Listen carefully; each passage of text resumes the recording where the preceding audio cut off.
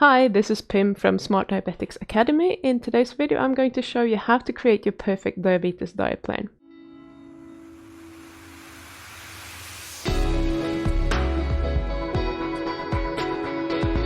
In this video, I'm gonna go through the most important aspects that you need to consider when you create your perfect diabetes diet plan.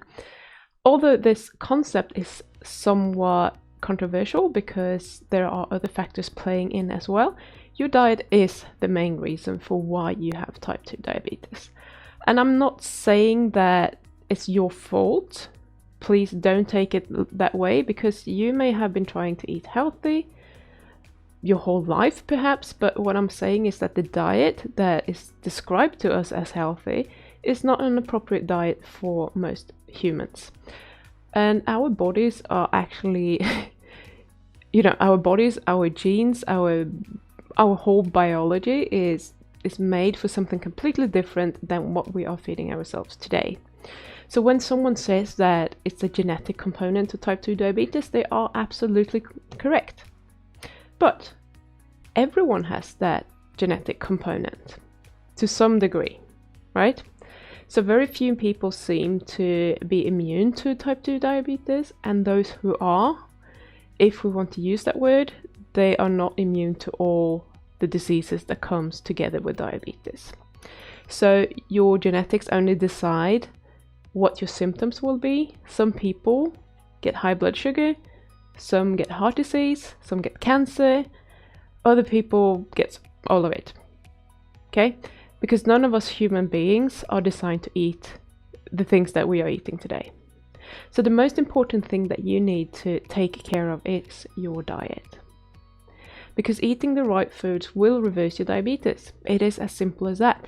And for some people, it's not simple to reverse diabetes, but it is as simple as that, okay? So we want to differentiate between those two as well. But most importantly, when you eat the right foods, your blood sugar will stabilize and you won't have to monitor it 24/7, which is a pain to do.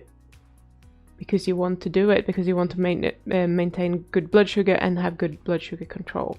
You can get away from all of that. So when you create this perfect diabetes diet plan, which by the way is perfect for you, it's not perfect for everyone, you need to choose the right foods that work for you. So to make this easy to grasp, I have created this food pyramid for you, and at the bottom of the pyramid are those foods that don't increase your insulin or blood sugar, which is basically fats. Okay, so this should be your main fuel source because it's safe and it's very efficient once you are fat adapted. And just above the fats are the proteins. So you have chicken and pork and dairy. They are on a separate level, and it doesn't mean that you can't eat them or that they are not as good necessarily, but that just indicates that they can sometimes be a problem for some people, especially with the dairy. But even chicken and pork can sometimes be a problem because I think it has to do with the quality of the meat and how the pork and the chickens are raised. So if you get free-range chicken and pork, you're probably more likely to do well with these types of proteins. So proteins are obviously good. Some people seem to get an increase in blood sugar when they eat too much protein. I have a suspicion though that this only happens in the presence of carbohydrates. Because I haven't met anyone so far who is truly low carb, eating close to no carbohydrates, that also has reported that this happens to them when they eat a lot of protein. I'm not saying that it can't happen. I'm sure there are some people, for those people, that it might happen. And we also have to take into consideration on what is too much, where is your threshold. So that is something that you will have to work out by testing and using your meter, or if you have a CGM, even better, you can just have a quick look. It can also most likely happen if you have a lot of, let's say, protein shakes, that sort of thing, but that's not something that I recommend. Rather use your money to get good quality meats, fish, eggs, that sort of thing. So eat a decent amount of protein, but keep an eye on your blood sugar just in case.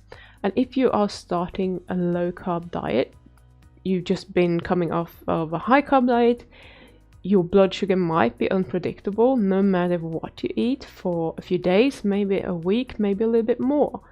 And don't jump to the conclusion that it might be the protein straight away. Give it a little bit of time to stabilize, because sometimes for some people, if they go off of their plan and they eat, you know, something high carb just once, their blood sugar might be off for a whole week or something like that. So give it a little bit of time before you judge it and make any conclusions if you're coming straight from a high carb diet.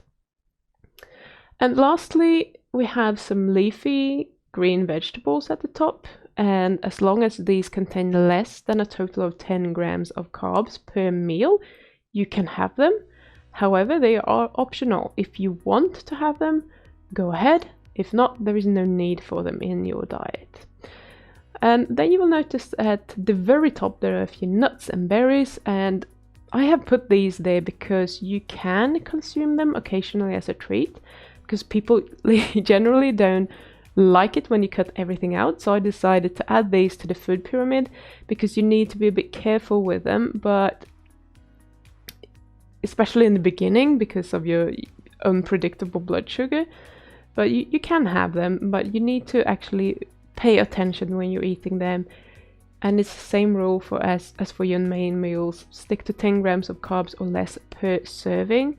And if you are having snacks, let's say you're going to have nuts or berries as a snack, I do not recommend that, but definitely no more than 10 grams, ideally 5 grams of carbs per snack.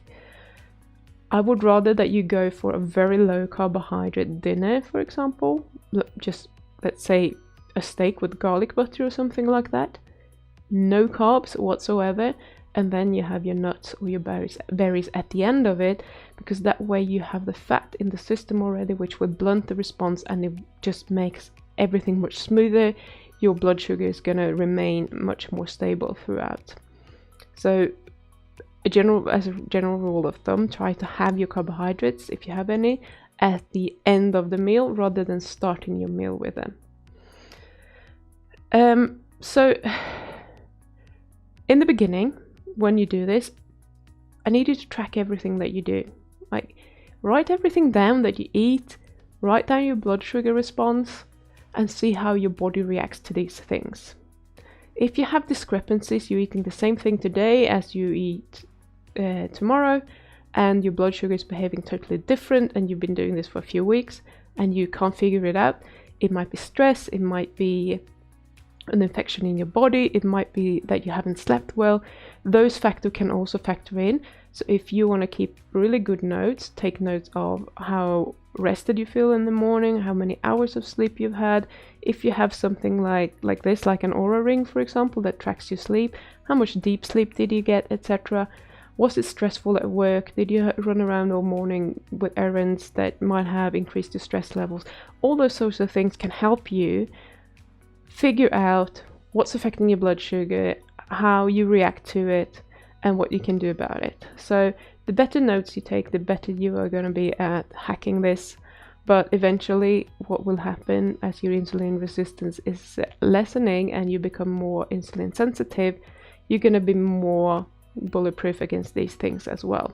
Although keep in mind that even for an insulin sensitive person, not getting enough sleep, getting constant stress at work, at home, wherever it might be, will eventually lead to insulin resistance. So you can't just think that, oh well, I'll just manage it for a little bit, a period of time, and then I'll go back to my stressful life again without managing my stress. That's not going to work for you, because it doesn't work for anyone.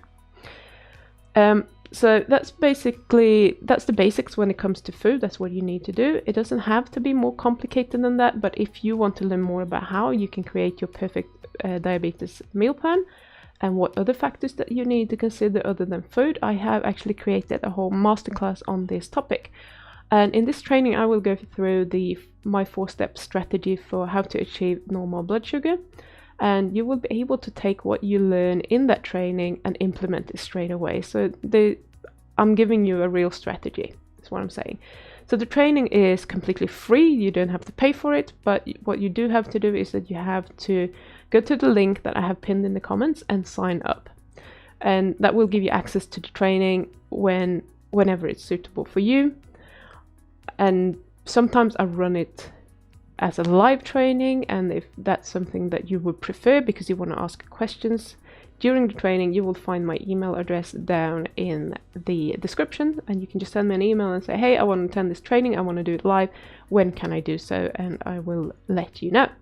So thank you so much for watching. I really appreciate you being here, and if you have found this helpful, please do give this video a thumbs up and subscribe to the channel and press that little bell icon so that you will be notified whenever I put my next video up about how to help you reverse your diabetes.